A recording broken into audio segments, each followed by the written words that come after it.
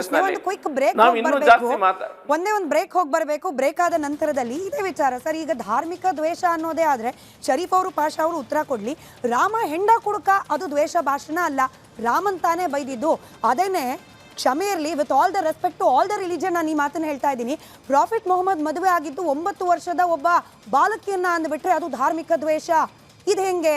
ಈಗ ನಾಳೆ ದಿನ ಇಂಥವ್ರ ಮೇಲೆ ಕೇಸ್ ಹಾಕ್ತಾ ಹೋದ್ರೆ ರಾಮನನ್ನ ಹೆಂಡ ಕುಡುಕ ಅಂದವ್ರ ಮೇಲೆ ಕೇಸ್ ಹಾಕುತ್ತೆ ಕಾಂಗ್ರೆಸ್ ಸರ್ಕಾರ ಅಂತೇಳಿ ನಾವು ನಂಬಿಕೆ ಇಟ್ಕೊಳ್ಬಹುದಾ? ಇಂಥದ್ದೊಂದು ಅಪನಂಬಿಕೆ ಹಿಂದೂ ಮುಖಂಡರಲ್ಲಿ ಇದೆ. ಇದ್ರ ಬಗ್ಗೆ ಚರ್ಚೆ ಮಾಡೋಣ. ದ್ವೇಷ ಭಾಷಣ ಮಸೂದೆ ಬಗ್ಗೆ ಚರ್ಚೆ ಮಾಡ್ತಾ ಇದ್ವಿ. ಕೇವಲ ಒಂದು ಸಮುದಾಯವನ್ನ ಗುರಿಯಾಗಿಸ್ಕೊಂಡು, ಒಂದು ಸಮುದಾಯದ ಮುಖಂಡರನ್ನ ಟಾರ್ಗೆಟ್ ಮಾಡಿಕೊಂಡು ಅಥವಾ ಒಂದು ಪಕ್ಷದ ನಾಯಕರನ್ನ ಟಾರ್ಗೆಟ್ ಮಾಡಿಕೊಂಡು ಈ ಮಸೂದೆ ಅಥವಾ ಈ ಕಾಯ್ದೆಯನ್ನು ಬಳಕೆ ಮಾಡ್ಕೊಂಡು ಬಿಡಬಹುದು ಅನ್ನೋ ಅನುಮಾನ ವಿರೋಧ ಪಕ್ಷಕ್ಕಿರೋದು, ಹಾಗೆ ಹಿಂದೂ ಪರ ಮುಖಂಡರು ಕೂಡ ಇರೋದು. ಬ್ರೇಕ್ಗಿಂತ ಮುಂಚೆ ನಾನು ಪ್ರಶ್ನೆ ಕೇಳಿದ್ದೆ, ನೀವು ಭರತ್ ಶೆಟ್ಟಿ ಅವರು ಈಗಿಲ್ಲ, ಬಹುಶಃ ಉಮರ್ ಶರೀಫ್ ಅವರು ನೀವು ಉತ್ತರ ಕೊಡ್ಬೋದು. ನೋಡಿ, ರಾಮ ಹೆಂಡ ಕುಡುಕ ಅಂದಾಗ ನಾವು ಅದನ್ನು ತುಂಬಾ ಓಪನ್ ಹಾರ್ಟೆಡ್ ಆಗಿ ತಗೊಳ್ತೀವಿ. ಅದೇ ಪ್ರಾಫಿಟ್ ಮೊಹಮ್ಮದ್ ಅವರು 9 ವರ್ಷದ ಹುಡುಗಿಯನ್ ಮದುವೆ ಆಗಿದ್ರು ಅಂದ್ರೆ ಸರ್ತನ್ಸೆ ಜುದಾ ತನಕ ಹೋಗ್ಬಿಡುತ್ತೆ. ಅಂದ್ರೆ ದ್ವೇಷ ಭಾಷಣ ಅಂತ ಹೇಳಿ ನಿರ್ಧಾರ ಮಾಡುವವರು ಪಾರದರ್ಶಕವಾಗಿ ನಿರ್ಧಾರ ಮಾಡೋದಿಲ್ಲ. ಕಾಂಗ್ರೆಸ್ ಮೇಲಿರೋ ಅನುಮಾನ ಇದೇನೆ ಈಗ ಬಿಜೆಪಿಗೆ. ನೋಡಿ, ಇದು ನಮ್ಮ ಸಮುದಾಯಕ್ಕೆ ಫಸ್ಟ್ ನಾನು ಒಂದು ಮಾತಾಡ್ತೀನಿ. ನೋಡಿ, ಪ್ರವಾದಿ ಮೊಹಮ್ಮದ್ ಸಲ್ಲಲ್ಲಾಹು ಅಲೈಹಿ ವಸಲ್ಲಂ ಒಬ್ಬ ಹೆಂಗಸನ್ನ 9 ವಯಸ್ಸಿನ ಒಬ್ಬ ಹೆಂಗಸನ್ನ ಮದುವೆ ಮಾಡಿದ್ದು ಅದು ಸತ್ಯ ಅಂತ ನಾವು ನಂಬಿರುವಾಗ ಯಾರಾದರೂ ಅದು ಮಾಡಿದ್ದಾರೆ ಅಂತ ಹೇಳುವಾಗ ನಾವು ಆಕ್ರೋಶ ಪಡಬೇಕಾಗಿಲ್ಲ. ಫಸ್ಟ್ ವಿಷಯ. ಅದ್ರ ಜೊತೆಗೆ ಇನ್ನೊಂದು ಮಾಹಿತಿ ಕೊಡ್ತೀನಿ. ಡಾಕ್ಟರ್ BR ಅಂಬೇಡ್ಕರ್ ಅವರ ಫಸ್ಟ್ ಮದುವೆ ಆಗಿದ್ದು ರಮಾಬಾಯಿ ಅಂಬೇಡ್ಕರ್ ಜೊತೆಗೆ. ಅವರ ವಯಸ್ಸು ಕೂಡ 9 ವಯಸ್ಸು.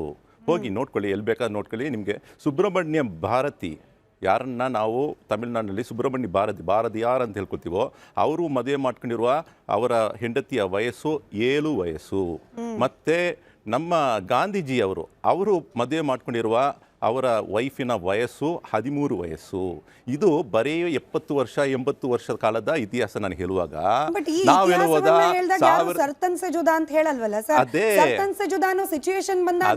ಕ್ರಮ ಕೈಗೊಳ್ಳುವ ನಿರ್ಧಾರವನ್ನ ಅಲ್ಲಿ ಇನ್ ಕೇಸ್ ಕಾಂಗ್ರೆಸ್ ಸರ್ಕಾರ ಸ್ಮಿತಾ ಅವರೇ, ನೀವು ಪ್ರಶ್ನೆ ಸರಿಗಿದೆ. ಅದಕ್ಕೆ ನಾನು ನನ್ನ ಸಮುದಾಯಕ್ಕೆ ಮಾತಾಡ್ತಾ ಇದ್ದೀನಿ, ನಮ್ಮ ಸಮುದಾಯ ಜೊತೆಗೆ ಮಾತಾಡ್ತಿದ್ದೀನಿ. ಆಕ್ರೋಶ ಪಡಬೇಕಾಗಿಲ್ಲ. ಇದರಲ್ಲಿ ಏನು ನಮಗೇನು ಅವಮಾನ ಆಗ್ತಿಲ್ಲ. ಅವ್ರು ಮದುವೆ ಮಾಡ್ಕೊಂಡ್ರೆ ಅದು ಸತ್ಯ ಅಂದರೆ ನಾವು ನಂಬಿದ್ದೇವೆ. ಆ ಕಾಲದ ಪದ್ಧತಿ ಇತ್ತು. ಆ ಕಾಲದಲ್ಲಿ ನಾವು 70 ವರ್ಷ ಮುಂಚೆ ಇರುವ ಪದ್ಧತಿ. ಗಾಂಧಿಯವರ ಬಗ್ಗೆ ನಾನು ಹೇಳಿದೆ, ಅಂಬೇಡ್ಕರ್ ಅವರ ಬಗ್ಗೆ ಹೇಳಿದ್ದೀನಿ. ನಾನು ಹೋಗ್ಬೇಕಾದ್ರೆ ಇನ್ನೊಂದು ಇದೆ. ರಾಮನ್ ಬಗ್ಗೆ ಕೂಡ 1 ವರ್ಷನ್ನಲ್ಲಿ, ನಾಟ್ ಸೇಯಿಂಗ್ ಆಲ್ ವರ್ಷನ್ಸ್, 1 ವರ್ಷನ್ನಲ್ಲಿ ನೀವು ನೋಡ್ಕೊಳ್ಬೋದು. ಇವತ್ತಿನ ಲೆಕ್ಕಾಚಾರ ಪ್ರಕಾರ ಅವರು ಮೈನರ್ ಆಗುತ್ತಾರೆ, ಸೀತಾ ಬಂದು ಮೈನರ್ ಆಗುತ್ತಾರೆ ಇವತ್ತಿನ ಲೆಕ್ಕಾಚಾರ ಪ್ರಕಾರ. ಸೊ ಆ ಕಾಲದಿಂದ ಆ ಪದ್ಧತಿಯನ್ನು, ಆ ಒಂದು ಸಂಸ್ಕೃತಿಯನ್ನು ಇವತ್ತಿಗೆ ನಾವು ಹೋಲಿಕೆ ಮಾಡೋದಿಲ್ಲ. It is totally nonsense. We have to accept the times. ಆ ಟೈಮ್ ಬೇರೆ ಇತ್ತು, ಈ ಟೈಮ್ ಬೇರೆ ಇತ್ತು. Let's move on. ಇವಾಗ ನಾನು ಮಾತಾಡೋದು ಏನಂದರೆ, ಇವಾಗ ನಟರಾಜ್ ಗೌಡ್ರಿಗೆ ಒಂದು ಪ್ರಶ್ನೆ ಇರೋದು. ನಾವು ಇದರ ಮೂಲಕ, ಈ ಕಾನೂನು ಮೂಲಕ ನಾನ್ ಬೈಲಬಲ್ ಅಂದರೆ ನಾನ್ ಬೈಲಬಲ್ ಆ್ಯಕ್ಷನ್ ತೊಗೊಳ್ತೀವಿ ಅಂತ ಒಂದು ಮಾತಿದ್ರು. ಆಲ್ರೆಡಿ ಒಂದು ಸೆಕ್ಷನ್ ಇದೆ. ಹೆಂಗೆ 124A ಸೆಡಿಷನ್ ಮೂಲಕ, ಮತ್ತು ಇವತ್ತಿನ BNS 152 ನಾನ್ ಬೈಲಬಲ್ ಅಲ್ಲಿ ಕೂಡ ಇದೆ. ಸೊ ಹಾಗಾಗಿ ಯಾರಾದರೂ ದೇಶದ ವಿರುದ್ಧವಾಗಿ ಆಗಲಿ, ಗೌರ್ಮೆಂಟ್ ವಿರುದ್ಧವಾಗಿ ಆಗಲಿ ಅವ್ರನ್ನ ಬಂಧಿಸೋಕ್ಕೆ ಆಲ್ರೆಡಿ ಪ್ರಾವಿಷನ್ ಇದೆ. ಮತ್ತು ಅದರ ನಂತರ ಇನ್ನೊಂದು ಏನಂದರೆ, ಕೇದಾರ್ನಾಥ್ ಕೇಸನ್ನು ಮುಂದೆ ಇರುವಾಗ ಇದರಲ್ಲಿ ಒಂದು ಸ್ಪೆಸಿಫಿಕ್ ಆಗಿ ಕೋರ್ಟ್ ಹೇಳಿದೆ. ಕೇದಾರ್ನಾಥ್ ಸಿಂಗ್ ಕೇಸ್ನಲ್ಲಿ ವೆಸ್ಟರ್ನ್ ಸ್ಟೇಟ್ ಆಫ್ ಬಿಹಾರ್ನಲ್ಲಿ ಏನಂತ ಹೇಳಲಾಗಿದೆ, ನೀವು ಭಾಷಣ ಕೊಟ್ಟರೆ ಆ ಸ್ಟೇಟ್ಮೆಂಟ್ನ ನಾವು ನೋಡಿದ ತಕ್ಷಣ ಅವ್ರನ್ನ ಬಂಧಿಸೋಕ್ಕಾಗಲ್ಲ. ಅದರಲ್ಲಿ ಮ್ಯಾಲಿಸ್ ಇರಬೇಕು, ವೈಲೆನ್ಸ್ ಮಾಡೋ ಉದ್ದೇಶ ಇರಬೇಕು, ಪ್ರಚೋದನೆ ಮಾಡಬೇಕು ಉದ್ದೇಶ ಇದ್ರೆ ಮಾತ್ರ ಅವ್ರನ್ನ ಬಂಧಿಸಲಾಗತ್ತೆ ಅಂತ ಇಷ್ಟು ಕಾನೂನು ಆಲ್ರೆಡಿ ಪ್ರೊಟೆಕ್ಷನ್ ಮಾಡ್ತಿದೆ. 1901A ಅನ್ನ ನಮ್ಮ ಕಾನೂನು ಸರಿಯಾಗಿ ಪ್ರೊಟೆಕ್ಷನ್ ಮಾಡ್ತಿದೆ. ಒಂದೇ ಮಾತು ಹೇಳ್ಕೊತೀನಿ. ನೋಡಿ, ಇಲ್ಲಿ ಲವ್ ಜಿಹಾದ್ ಬಗ್ಗೆ ಮಾತಾಡಿದ್ವಿ. ಲವ್ ಜಿಹಾದನ್ನು ಸುಪ್ರೀಂ ಕೋರ್ಟಲ್ಲಿ ಬರುವಾಗ ಶಫೀನ್ ಜಹಾನ್ ವರ್ಸಸ್ ಅಶೋಕನ್ KM ಅಂತ 2018ನಲ್ಲಿ ಹಾದಿಯಾ ಕೇಸ್ ಬಂತು. ಆಗ ಸುಪ್ರೀಂ ಕೋರ್ಟು ಆ ಹಾದಿಯಾಗೆ ಫೇವರಬಲ್ ಆಗಿ ಕೇಸನ್ನ ಜಡ್ಜ್ಮೆಂಟ್ ಮಾಡಿದ್ರು. ಇಲ್ಲಿ ಏನು ಲವ್ ಜಿಹಾದ್ ಇಲ್ಲ ಅಂತ. ಇವತ್ತು ಈ ರೂಲಿಂಗ್ ಆದ ನಂತರ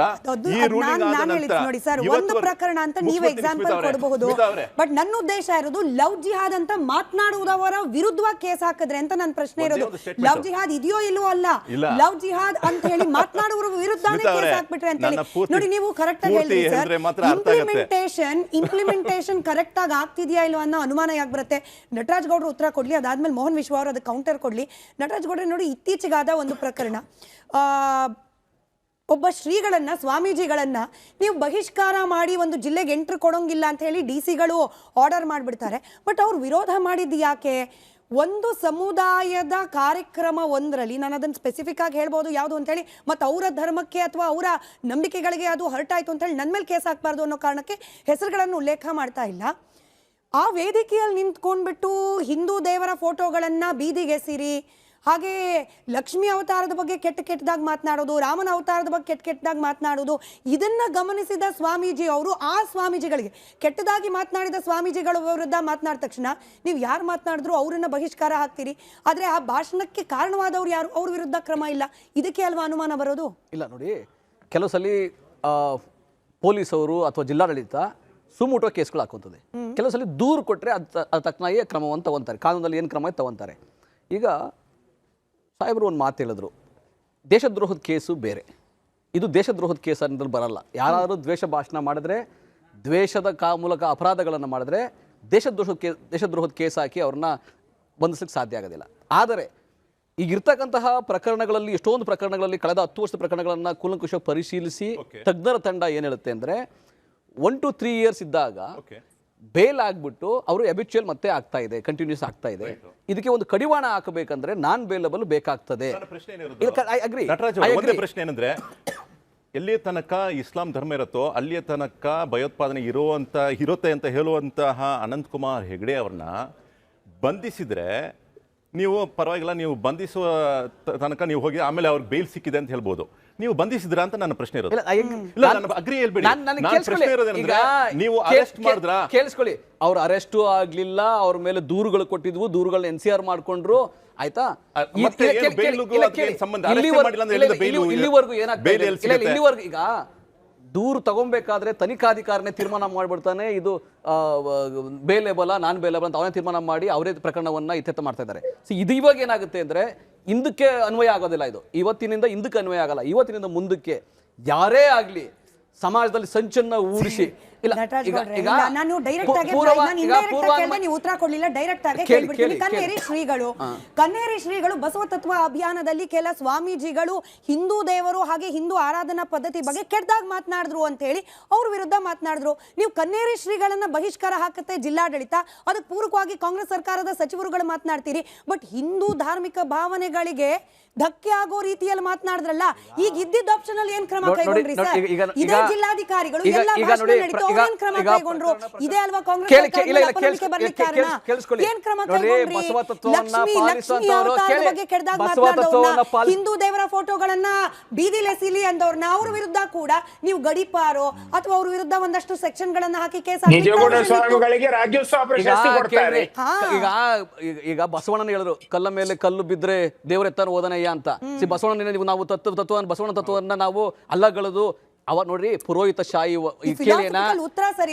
ಕೇಳಿಸ್ಕೊಳ್ಳಿ. ಈಗ ಸ್ಪಷ್ಟ ಟೆಕ್ನಿಕಲ್ ಪಾಯಿಂಟ್ ನೋಡಿ, ಟೆಕ್ನಿಕಲ್ ಪಾಯಿಂಟ್ ಹಿಂದೂ ಧಾರ್ಮಿಕ ಭಾವನೆಗಳಿಗೂ ಯಾರು ಧಕ್ಕೆ ತರಬಾರದು, ಯಾವುದೇ ಭಾವನೆಗಳಿಗೂ ಯಾರು ಧಕ್ಕೆ ತರಬಾರದು. ಕೇಳಿ,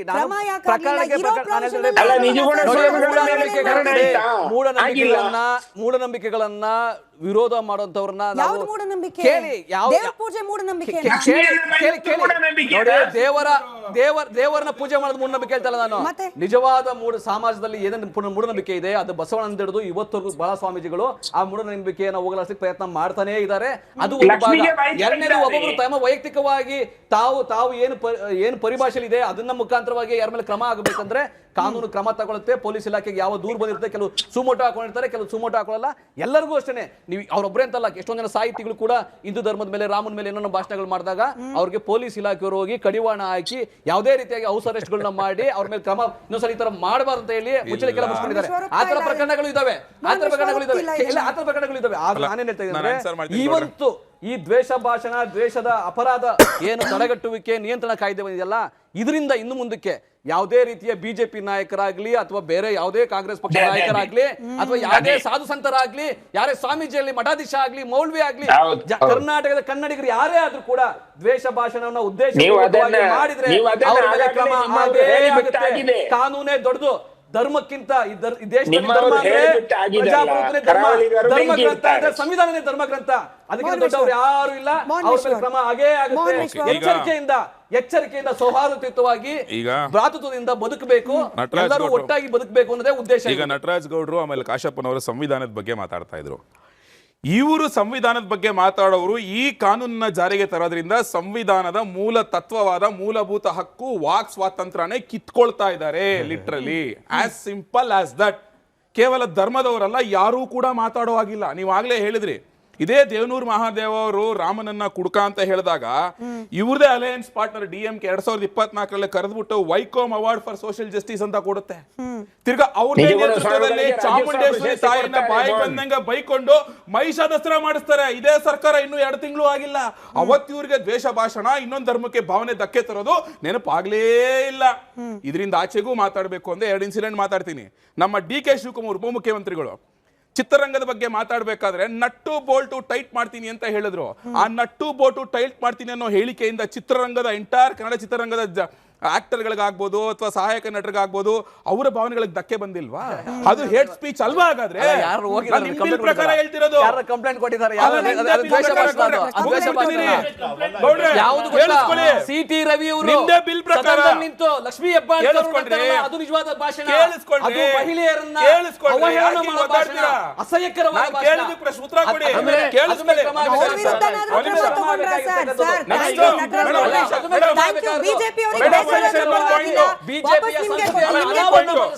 ನಿಮ್ಗೆ ಕೊಡ್ತೀನಿ ನಟರಾಜ್ ಗೌಡ್ರೆ, ಥ್ಯಾಂಕ್ ಯು ನೆನಪು ಮಾಡಿದ್ದಕ್ಕೆ.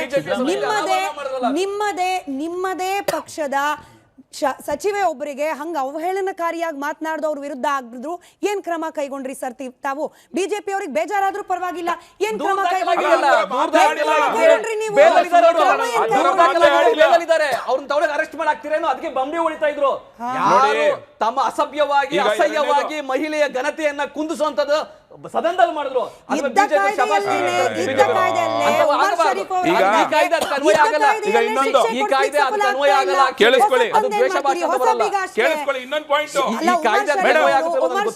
ಕರೆಕ್ಟ್ ಆಗಿ ಹೇಳಿದ್ರು ನಟರಾಜ್ ಗೌಡ್ರೆ, ಇರೋ ಕಾನೂನಲ್ಲೇ ನಿಮಗೆ ಸರಿಯಾಗಿ ಶಿಕ್ಷೆ ಕೊಡಿಸ್ಲಿಕ್ಕೆ ಆಗ್ತಾ ಇಲ್ಲ ಅಂದಾಗ ಹೊಸ ಲಾಕ್ ತಂದ್ಬಿಟ್ಟು ಏನ್ ಕ್ಲೋಸ್ ಮಾಡ್ತೀರಿ ನೀವು?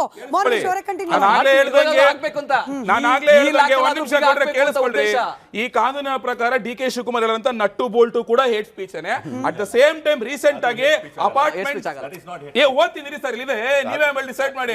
ಅಪಾರ್ಟ್ಮೆಂಟ್ ಓನರ್ಸ್ ಅಸೋಸಿಯೇಷನ್ ಹೆಬ್ಬಾರ್ ಅನ್ನೋರು ಒಂದು ಕಂಪ್ಲೇಂಟ್ ಕೊಟ್ರು ಅಂತ ಹೇಳ್ಬಿಟ್ಟು ಬಹಿರಂಗವಾಗಿ ಅವ್ರಿಗೆ ಹೆಂಗ್ ಬೈತಾರೆ, ಧಮಕಿ ಹಾಕ್ತಾರೆ ಅಂತ ಹೇಳಿದ್ರೆ ಅದು ಹೇಟ್ ಸ್ಪೀಚ್ ಅಲ್ವಾ?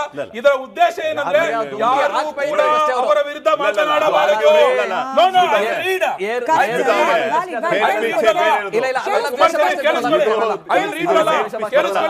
ಕೇಳಿಸ್ಕೊಳ್ಳಿ.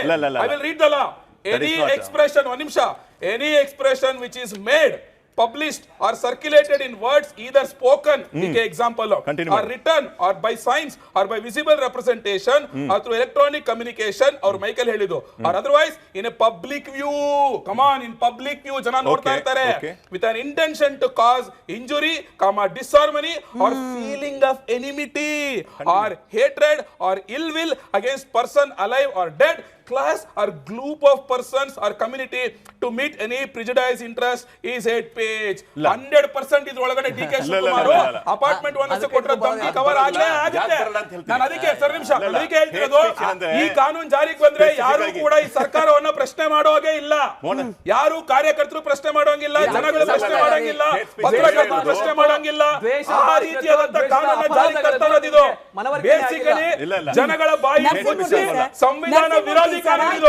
ಅದು ಹೇಟ್ ಸ್ಪೀಚ್ ಅಲ್ಲಿ ಬರುತ್ತೋ ಇಲ್ವೋ ಅನ್ನೋದ್ರ ಚರ್ಚೆ ಮಾಡೋ ಸಂದರ್ಭದಲ್ಲೇನೆ ಕರೆಕ್ಟ್ ಮೋಹನ್ ವಿಶ್ವ ಅವರು ಹೇಳಿದಾಗೆ ಅಪಾರ್ಟ್ಮೆಂಟ್ ಅಸೋಸಿಯೇಷನ್ ಭಾಷಣದ ಸಂದರ್ಭದಲ್ಲಿ DK ಶಿವಕುಮಾರ್ ಅವರು ನೆನ್ಪು ಮಾಡ್ತಾರೆ, ಜೈಲಿಗೆ ಹೋಗಿ ಬಂದವ್ ನಾನು, ಪ್ರೈಮ್ ಮಿನಿಸ್ಟರ್ ಹೋಮ್ ಮಿನಿಸ್ಟರ್ಗೆನೆ ಹೆದರ್ಲಿಲ್ಲ ನಾನು, ಕೇಂದ್ರ ಸಚಿವರಿಗೆ ಈ ದ್ವೇಷ ಅಂತೀರೋ ಸರ್ ಅಥವಾ ಕೊಲೆ ಬೆದರಿಕೆ ಅಂತೀರೋ, ಅಲ್ಲ ನಾನು ಜೈಲಿಗೆ ಹೋಗಕ್ಕೂ ಹೇಸಲ್ಲ ಅನ್ನೋದನ್ನ ನೀವು ಧಮಕಿ ಅಂತೀರೋ ದ್ವೇಷ ಅಂತೀರೋ ಅಂಥವ್ರ ವಿರುದ್ಧ ಕ್ರಮ ಕೈಗೊಳ್ತಾ ಸರ್ ಕಾಂಗ್ರೆಸ್ ಸರ್ಕಾರ? ಯಾವುದೇ ಕಾರಣಕ್ಕೂ ಕಾಂಗ್ರೆಸ್ ಅವರು ಈ ಮಸೂದೆನ ಮಾಡ್ಕೊಂಡಿರೋದು ಮೇಡಮ್, ಅವರ ಪಕ್ಷದವ್ರಿಗಾಗ್ಲಿ ಅವ್ರಿಗೆ ಬೇಕಾದವ್ರಿಗಾಗ್ಲಿ ಅವ್ರ ಬ್ರದರ್ಸ್ಗಾಗ್ಲಿ ಯಾವುದೇ ತೊಂದರೆ ಆಗಬಾರ್ದು. ಇವರು ಮಾಡ್ಕೊಂಡಿರೋಂಥದ್ದು ಕಾನೂನು, ಅವ್ರ ವಿರುದ್ಧ ಯಾರು ಮಾತಾಡ್ತಾರೆ ಅವ್ರಿಗೆ ಸುಳ್ಳು ಕೇಸು, ಅಲ್ಲೇನು ಯಾರು ಬಂದು ಕಂಪ್ಲೇಂಟ್ ಕೊಡ್ಲಿಲ್ಲ ಅಂದ್ರು ಅವರು ಸುಮೋಟೋ ಕೇಸ್ನ ಹಾಕಿ ಅಲ್ಲಿ ತಿರುಚಿ ಅವ್ರ ಮೇಲೆ FIR ಮಾಡಿ ಅವ್ರನ್ನ ಏನು ಭಯದ ವಾತಾವರಣ ಸೃಷ್ಟಿ ಮಾಡಿ ಮತ್ತೆ ಎಮರ್ಜೆನ್ಸಿ ಇದನ್ನ ಮರುಕಳಿಸೋ ತರ ಮರು ಸೃಷ್ಟಿ ಮಾಡ್ತಾ ಇದ್ದಾರೆ ಕಾಂಗ್ರೆಸ್ ಅವರು.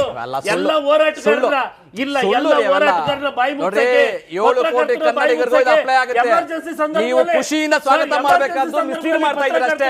ಜನತೆಗೆ ಮಿಸ್ಲೀಡ್ ಮಾಡಕ್ಕೆ ಹೋಗಬೇಡಿ. ಆ ತರ ಏನಾಗಲ್ಲ. ಸುಳ್ಳು ಹೇಳ್ತಾ ಇರೋದು. ಸುಳ್ಳು ಕೇಸ್ ಹಾಕಿ ಅವೆಲ್ಲ ಯಾರು ಮಾಡ್ತಾರೆ? ಅವೆಲ್ಲ ಬಿಜೆಪಿ ಮಾಡ್ತಾರೆ. ನಾವು ಮಾಡ್ತೀವಾ? ಬಿಜೆಪಿ ಮಾತ್ರ ಆ ತರ ಮಾಡೋದು. ಯಾರು ನಿಮ್ಮ ಬಗ್ಗೆ ಯಾರು ಗೂಂಡಾರಾಜ್ಯ ಆ ತರ ಆಗ್ತದೆ. ಭಯದ ವಾತಾವರಣ ಸೃಷ್ಟಿ ಮಾಡಕ್ಕೋಸ್ಕರ ಈ ಕಾನೂನು ವಜ್ರದೇಹಿ ಶ್ರೀಗಳು ಅದಾದ್ಮೇಲೆ ಪಾಷಾ ಅವರು ಉತ್ತರ ಕೊಡ್ಲಿ. ವಜ್ರದೇಹಿ ಶ್ರೀಗಳೇ, ಬಹಳ ಪ್ರಮುಖವಾಗಿ ಕರಾವಳಿಯಲ್ಲಿ ಕೋಮು ಸೌಹಾರ್ದತೆಯನ್ನು ಸ್ಥಾಪನೆ ಮಾಡೋದು ಕೂಡ ಈ ಮಸೂದೆಯ ಮೂಲೋದ್ದೇಶ ಅಂತ ಹೇಳಲಾಗ್ತಾ ಇದೆ. ಕರಾವಳಿಯಲ್ಲಿ ಆಗ್ತಾ ಇರೋ ಹಾಗಾದ್ರೆ ಕೋಮು ದ್ವೇಷ ಕದ್ದಿಡುವಂತಹ ಭಾಷಣಗಳು ಹಿಂದೂಗಳ ಕಡೆಯಿಂದ ಮಾತ್ರ ಆಗ್ತಾ ಇದೆಯಾ? ಹಿಂದೂ ಮುಖಂಡರ ಕಡೆಯಿಂದ ಮಾತ್ರ ಆಗ್ತಾ ಇದೆಯಾ? ಯಾಕೆ ಮುಸಲ್ಮಾನರ ಕಡೆಯಿಂದ ಈ ದ್ವೇಷ ಭಾಷಣ ಕಾಯ್ದೆಗೆ ವಿರೋಧ ಬರ್ತಾನೆ ಇಲ್ಲ? ಹಿಂದೂ ಮುಖಂಡರು ಅಥವಾ ಸ್ವಾಮೀಜಿಗಳು ಮಾತ್ರ ಯಾಕೆ ಇದಕ್ಕೆ ವಿರೋಧ ವ್ಯಕ್ತಪಡಿಸ್ತಿದ್ದಾರೆ ಅಂತ ಹೇಳಿ. ಈಗ ಅವರಿಗೆಲ್ಲ ಗೊತ್ತಿದೆ ಇವರು ಯಾರನ್ನ ರಕ್ಷಣೆ ಮಾಡ್ತಾ ಇದ್ದಾರೆ ಅಥವಾ ಯಾರ ಮೇಲೆ ಇವರು ತುಂಬಾ ಪ್ರೀತಿಯಿಂದ ಇದ್ದಾರೆ ಅನ್ನೋದು ಅವರಿಗೆ ಕನ್ಫರ್ಮ್ ಇದೆ. ನಮ್ಗೆ ಇವರ ಮೇಲೆ ಕನ್ಫರ್ಮ್ ಇಲ್ಲ. ಇವರು ಈಗ ಏನ್ ಅವಕಾಶ ಮಾಡಿಕೊಟ್ಟಿದ್ದಾರೆ ಕರಾವಳಿಯಲ್ಲಿ ಇವರಿಗೆ ಮಾತಾಡಿದ್ರೆ ಸ್ವಲ್ಪ ವಿಪರೀತ ಅನ್ನಿಸಬಹುದು ಬೇರೆಯವರಿಗೆ. ಆದ್ರೆ ನಾವು ಒಂದು ಮಾತನ್ನ ಇಲ್ಲಿ ಹೇಳ್ತೇವೆ, ಕರಾವಳಿಯಲ್ಲಿ ಇವರಿಗೆ ಬೆಂಬಲ ಇಲ್ಲ ಅನ್ನೋ ಕಾರಣಕ್ಕಾಗಿ 3 ವರ್ಷ ಇರುವಂತಹ ಕೇಸನ್ನ 7 ವರ್ಷಕ್ಕೆ, ಅಂದ್ರೆ ಒಬ್ಬ ಶಾಸಕನಿಗೆ ಇದು ಅನ್ವಯಿಸಿದ್ರೆ ಮುಂದೆ ಅವ ಕಂಟೆಸ್ಟ್ ಮಾಡುವ ಹಾಗಿಲ್ಲ. ಇದ್ರಲ್ಲಿ ಇವನನ್ನು ಒಳಗಾಕಿದ್ರೆ 7 ವರ್ಷದ ಮೇಲೆ ಅವನ್ ತಿರ್ಗ ಕಂಟೆಸ್ಟ್ ಮಾಡಬಾರ್ದು. ಈ ರೀತಿಯಲ್ಲಿ ತಂದಿದ್ದಾರೆ ಅಂತಂದ್ರೆ ಸಂವಿಧಾನದ ಕಗ್ಗೊಲೆನೆ, ಏನ್ ಡೌಟ್ ಇಲ್ಲ. ಸಂವಿಧಾನದಲ್ಲಿ ಶ್ರೀಗಳೇ ಎಲ್ಲರೂ ಕಡಿವಾಣ ಹಾಕೋಬೇಕು ಮಾತಲ್ಲಿ. ಯಾಕೆ ದ್ವೇಷ ಬಿತ್ತಬೇಕು? ಪ್ರಶಂಸೆ ಮಾಡಬೇಕು. ಎಲ್ಲರೂ ಒಟ್ಟಾಗಿರ್ಬೇಕು. ಅದು ಉದ್ದೇಶ. ನೀವು ಇದ್ರ ಸ್ವಾಗತ ಮಾಡಬೇಕು. ನೀವು ಶ್ರೀಗಳು ಎಲ್ಲರಿಗೂ ಹೇಳ್ಬೇಕು. ಬಿಜೆಪಿ ನಾಯಕರಿಗೆ ಸುಮ್ಮನೆ ಹೇಳ್ಬೇಕು. ಹರಿಪ್ರಸಾದ್ ಕಡಿವಾಣ ಹಾಕೋಬೇಕು, ಜಮೀರ್ ಅಹಮದ್ ಖಾನ್ ಕಡಿವಾಣ ಹಾಕೋಬೇಕು, ಭೈರತಿ ಸುರೇಶ್ ಕಡಿವಾಣ ಹಾಕೋಬೇಕು, ಕಡಿವಾಣ ಹಾಕೋಬೇಕು. ಕಡಿವಾಣ ಹಾಕೋಬೇಕಾದ್ರೆ ನಿಮ್ಮ ನಾಯಕರೇ ನೀವುಗಳು ಮಾತಾಡೋದನ್ನ ಪ್ರಸ್ತುತ ಇರುವ ಕಾನೂನುಗಳ ಅಡಿಯಲ್ಲಿ BNS ಅಲ್ಲಿ ಏನ್ ಇವಾಗ ತಿದ್ದುಪಡಿಯಾಗಿ BNS ಏನ್ ಬಂದಿದೆಯಲ್ಲ, ಅಲ್ಲಿ ಒಬ್ಬನನ್ನ ಅರೆಸ್ಟ್ ಮಾಡ್ಬೇಕಾದ್ರೂ ಅಲ್ಲಿ ತುಂಬಾ ನಿಯಮಗಳನ್ನ ಹಾಕಿದ್ದಾರೆ. ಅದು ತುಂಬಾ ಒಳ್ಳೆಯ ನಿಯಮಗಳು. ಆ ನಿಯಮಗಳಿರುವಾಗ ಇದು ಯಾಕೆ ಬರ್ಬೇಕು? BNS ಬಂದ ಮೇಲೆ ಯಾಕೆ ಬರ್ಬೇಕಿದು? ಅಲ್ಲೇನೆ ಇದೆ. ಕಾನ್ಸ್ಟಿಟ್ಯೂಷನ್ ಆಕ್ಟ್ ಪ್ರಕಾರ ಏನನ್ನ ತರಬೇಕು BNS ಅಡಿಯಲ್ಲಿ ತಂದಿದ್ದಾರೆ. ಇನ್ನು ಇವರಿಗೆ ಇದೆ ಅದು ಅಲ್ಲಿ ಏನು ನೇರ ಸುಮೋಟೋ ಕೇಸ್ ಹಾಕಿ ಅವನನ್ನ ಅರೆಸ್ಟ್ ಮಾಡ್ಲಿಕ್ಕೆ ಆಗುದಿಲ್ಲ ಅಂತಲ್ವಾ ಇದನ್ನ ತಂದಿದ್ದು? ನೀವು ಸತ್ಯ ಸಮಾಜಕ್ಕೆ ವಿವರಿಸಿ, ಮುಗಿದೋಯ್ತಲ್ಲ. ಪಾಷಾ ಅವರೇ, ಕರಾವಳಿ ಭಾಗದಲ್ಲಿ ಹಿಂದೂ ಮುಖಂಡರ ಬಾಯಿಗೆ ಬೀಗ ಹಾಕಿಸಿ ಅಥವಾ ಅವರನ್ನ ಜೈಲಿಗೆ ಕಳುಹಿಸುವ ಮೂಲಕ ಮುಸಲ್ಮಾನ್ ಸಮುದಾಯದ ಓಟನ್ನ ಮತ್ತಷ್ಟು ಕ್ರೋಢೀಕರಣಗೊಳಿಸುವ ಪ್ರಯತ್ನದ ಭಾಗವಾಗಿ ಇದನ್ನ ತರಲಾಗ್ತಾ ಇದೆ. ಅಲ್ಲಿಗೆ ಮುಸಲ್ಮಾನರನ್ನ ಸಂತೈಸಕ್ಕೆ ಇದಕ್ಕೆ ಮುಸಲ್ಮಾನರಿಗೆ ಖುಷಿ ಪಡಿಸ್ಲಿಕ್ಕೋಸ್ಕರನೇ ತರಲಾಗ್ತಾ ಇದೆ ಇದನ್ನ. ಕರ್ನಾಟಕ ಶಾಂತಿಯಾಗಿರ್ಲಿ ಅಂತ ಮಾಡ್ತಾ ಇರೋದವರು. ಯಾಕಂದ್ರೆ 2-3 ವರ್ಷದಿಂದ ಏನಾಗ್ತಾ ಮುಂಚೆ ಏನಾಗಿತ್ತು, ಕರಾವಳಿ ಭಾಗದಿಂದ ಶುರು ಆಗಿದ್ದು ಎಲ್ಲ ಹಿಜಾಬು, ಹಲಾಲು, ಬುರ್ಖಾ, ಅದು ತಿನ್ಬಾರ್ದು ಇದು ತಿನ್ಬಾರ್ದು. ನಮ್ಮ ಕರ್ನಾಟಕ ಏನಾಗ್ಬಿಟ್ಟಿದ್ದು, ಎಷ್ಟು ಒಂದು ತರ ಒಂದು ಕಪ್ಪು ಇದು ಆಗ್ಬಿಟ್ಟಿತ್ತು ಕರ್ನಾಟಕಕ್ಕೆ. ಈಗ ನೋಡಿ, ಈಗ ಈ ಒಳ್ಳೆ ತೀರ್ಮಾನ ತಗೊಂಡಿದ್ದಾರೆ, ಒಳ್ಳೆ ಕಾನೂನು ತಂದಿದ್ದಾರೆ ನೋಡಿ. ಮುಸಲ್ಮಾನಾಗಲಿ, SDP-ನವರಾಗಲಿ, ನಮ್ಮ ಸದ್ಭಾವನ ಆಗಲಿ, ಬೇರೆ ಸಂಸ್ಥೆ ಆಗಲಿ, ಮುಸಲ್ಮಾನರಾಗಲಿ, ಹಿಂದೂ ಆಗಲಿ, ಎಲ್ಲರ ಮೇಲೆ ಇದಾಗತ್ತೆ. ಅದು ಬೇರೆ ಅವರು ಧರ್ಮಗುರುಗಳು, ಹಿಂದೂ ಗುರುಗಳು ಅವ್ರ ಮೇಲೆ ಅಲ್ಲ, ಎಲ್ಲರ ಮೇಲೆ ಇದು. ಅಂದ್ರೆ ನೋಡಿ, ಒಳ್ಳೆ ಕೆಲಸ ಮಾಡಿದ್ದಾರೆ. ಇದಕ್ಕೆ ನಾವು ನಮ್ಮ ಮುಸಲ್ಮಾನರಾಗ್ಲಿ, ಸೆಕ್ಯುಲರ್ ಯಾರ್ಯಾರಿದ್ದಾರೆ ಅವರೆಲ್ಲ ಸುಸ್ವಾಗತ. ಯಾರು ಸೆಕ್ಯುಲರ್ ಇದ್ದಾರೆ ಅವರು ಸುಸ್ವಾಗತ. ಯಾರು ಕೋಮ ಮೈಂಡ್ ಇರುತ್ತೆ, ಕೋಮುವಾದಿ ಮೈಂಡ್ ಇರುತ್ತೆ, ಅವ್ರಿಗೆ ಈ ಕಾನೂನು ತುಂಬಾ ಕಠಿಣ ಆಗಿದೆ. ಯಾರು ಕೋಮು ಗಲಭೆ ಮಾಡಿಸ್ತಾರಲ್ಲ ಅವರನ್ನು ಕಾನೂನು ಇದು ಕಠಿಣ ಆಗಿ ಕ್ರಮ ತಗೊಳ್ಳುತ್ತೆ. ಏನಾಗಿದೆ ಅಂತ ಹೇಳಿದ್ರೆ, ಸ್ವಾಮೀಜಿ ಕೇಳ್ತಿದ್ದಾರೆ, ಇದು ಉಮರ್ ಶರೀಫ್ ಅವರು ಉತ್ತರ ಕೊಡ್ಲಿ. ಹಾಗಾದ್ರೆ ಯೋಗಿ ಆದಿತ್ಯನಾಥ್ ಅವರು ಕ್ರಮ ಕೈಗೊಳ್ತಿರೋದ್ರ ಬಗ್ಗೆ ಯಾಕೆ ಮುಸಲ್ಮಾನರು ಅಸಮಾಧಾನ ಹೊರಗಾಗ್ತಾರೆ? ಕಾನೂನು ಕೈನಲ್ಲಿ ತಗೊಳ್ತಾರೆ. ಸಂವಿಧಾನ ಯೋಗಿ ಆದಿತ್ಯನಾಥ್ ಅವರು ಕೈನಲ್ಲಿ ತಗೊಳ್ತಾರೆ.